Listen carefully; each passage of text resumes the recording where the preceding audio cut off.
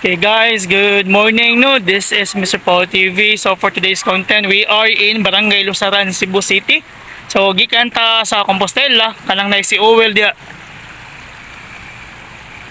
Then actually padung mis among yuta unya nila host gisobra lang ginamong daan.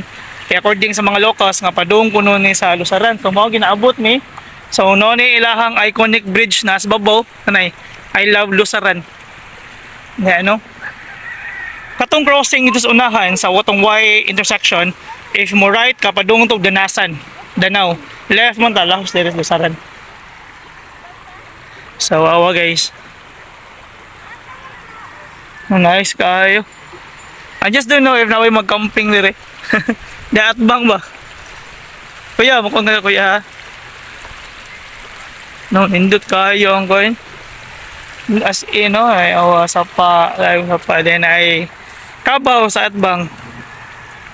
Ay, ito bat. Kuya, ayaw diha, maadto ka dito. Psst.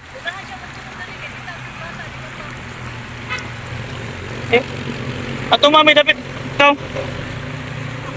So I just didn't know na so yung mga ligo po dali guys, no? Yan, pictures taas. And look at the place. No, ito rin mag river trekking. Ay, nice kayo, no? Yan sa pa, dali.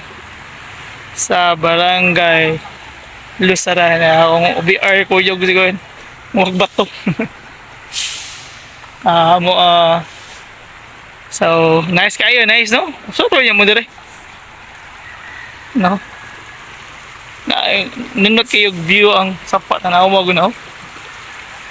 Perting nindot ta.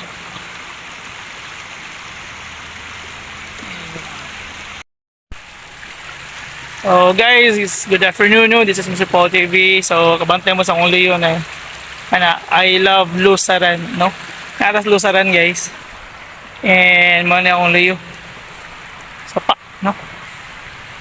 Actually, padung may sa among yuta na palit sa Compostela nya. According sa mga locals nga daan daw kay nakatumig paril nasa toy access road dito. Amo lang gilahos din padung gid dire. So amo gyud na amatodaan nga lapos sa Compostela, lapos din Lusaran. And look at the view guys, no? Ay. Nice kayo ang sapa. I just don't know na ba mag-camping dire. Ay baka sa akong liyo, bisay kayo. And no? Kayo makasurvey mo dire sa entrance, no? And nindot kayo. No? Soro yan mo dire sa barangay, no? Lusaran. Thanks for watching. Please do subscribe to Mr. Paul TV. Salamat.